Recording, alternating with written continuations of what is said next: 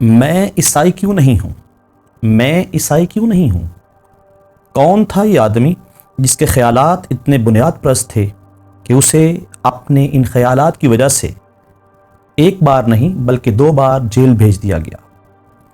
ایک ایسا شخص جس نے اخلاقیات، مذہب اور جنگ کی بنیادوں پر پہلی بار بے باک تبصرے کی جرأت کی۔ ایک ایسا آدمی جس کے ذہن میں خوف اور احترام دونوں موجود تھے، جس شخص نے فلسفیانہ منظرنامے کو یکسر بدل کر رکھ دیا، اس شخص کا نام ہے برٹرنڈ رسل، جو 20ویں صدی کے متنازع ترین اور جدید ترین مفکرین میں سے ایک ہے۔ لیکن برٹرنڈ رسل کون تھا؟ کیا وہ ایک فلسفی، ریاضی دان یا شاید ایک انقلابی تھا؟ دراصل وہ ان تینوں کا مجموعہ تھا اور مزید بھی بہت کچھ۔ برٹرنڈ رسل 1872 میں ایک ایرسٹوکریٹک برطانوی خاندان میں پیدا ہوا۔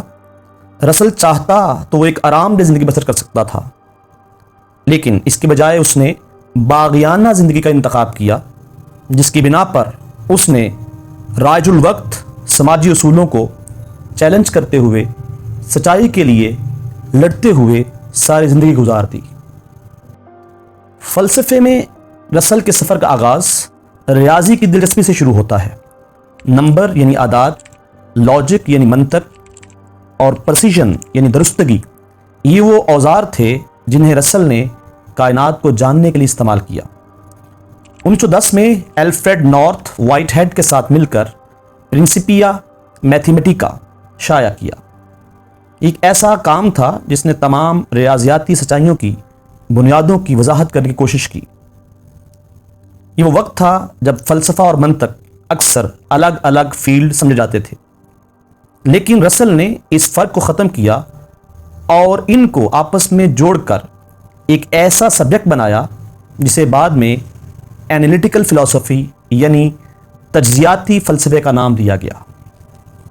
لیکن رسل صرف کائنات کو سمجھنے سے مطمئن نہیں تھا، وہ حقیقت میں انسانوں کو سمجھنا چاہتا تھا، انسانوں کے عقائد، خواہشات اور ان کے تضادات۔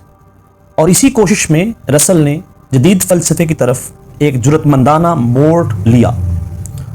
1927 میں رسل نے ایک دھماکہ خیز مضمون شائع کیا جس کا عنوان تھا میں عیسائی کیوں نہیں ہوں۔ یہ ایک ایسا وقت تھا جب مذہب انسانی زندگیوں پر پوری طرح حاوی تھا۔ رسل کا عیسائیت کو یکسر مسترد کر دینا ایک اشتعال سے کم نہیں تھا۔ اس کے دلائل تلوار کی تیز دھار کی طرح تھے۔ مثلاً ایک پیار کرنے والا خدا کس طرح تکلیف کی اجازت دے سکتا ہے؟ ہمیں مذہبی حکام پر کیوں بھروسہ کرنا چاہیے؟ کیا بعد کی زندگی پر یقین کرنے کی کوئی منطقی وجہ ہے؟ لیکن رسل صرف مذہب پر نہیں رکا، اس نے سیاست، اخلاقیات اور یہاں تک کہ تعلیم کو بھی تنقید کا موضوع بنایا۔ اس نے قوم پرستی کے خلاف بحث کی اور اسے جنگ اور تنازع کی جڑ قرار دیا۔ رسل در حقیقت امن پسندی کا ایک سرگرم وکیل تھا۔ اس نے پہلی جنگ عظیم کو ایک بیہودہ قتل کے طور پہ مسترد کیا، اسے انہی خیالات کی وجہ سے قید کر دیا گیا، لیکن رسل نے خاموش ہونے سے انکار کر دیا۔ رسل نے جنگ کی شدید مخالفت کی۔ اس نے پہلی جنگ عظیم کے دوران جنگی منافع خوری اور بھرتی کے خلاف خوب آواز بلند کی، جس کی وجہ سے اسے 6 ماہ قید سنا دی گئی۔ لیکن کیا اس سب سے اس کی روح ٹوٹ گئی؟ نہیں، ہرگز نہیں، بلکہ اس قید نے اس کے عزم کو مزید مضبوط کیا۔ جیل میں اس نے اپنے فارغ وقت کو سیاسی نظریے پر اپنی سب سے زیادہ بااثر تصنیف انٹروڈکشن ٹو میتھمیٹیکل فلسفی لکھنے میں استعمال کیا۔ زندگی میں آگے بڑھتے ہوئے 1950 کی دہائی میں رسل کے پاس ایک نیا دشمن تھا، جوہری ہتھیار۔ جیسے ہی سر جنگ نے دنیا کو اپنی لپیٹ میں لے لیا، رسل جوہری پھیلاؤ کے خلاف ایک سرکردہ آواز بن گیا۔ رسل نے آئنسٹائن مینیفیسٹو کی تصنیف میں کو آتھر کے طور پہ کام کیا۔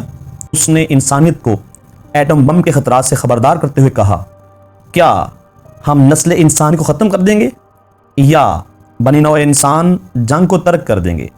رسل اس وجود جنگ میں سب سے آگے تھا۔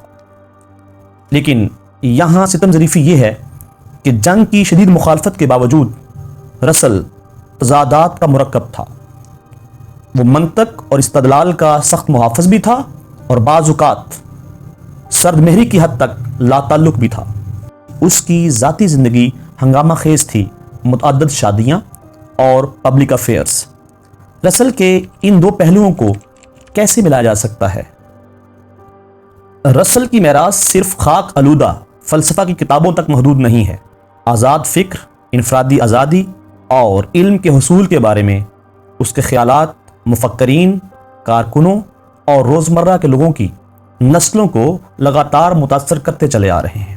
حقیقت میں رسل نے ہمیں سکھایا کہ جدید فلسفہ ایبسٹریکٹ سوالوں کے بارے میں نہیں ہے، بلکہ یہ زندگی کے ہر کونے کو چیلنج کرنے والی طاقت اور ایک عقیدہ ہے۔ رسل ایک ایسا فلسفی تھا جس نے ہر چیز پر سوال کرنے کی ہمت پیدا کی، خدا کے وجود سے لے کر زندگی کے معنی تک۔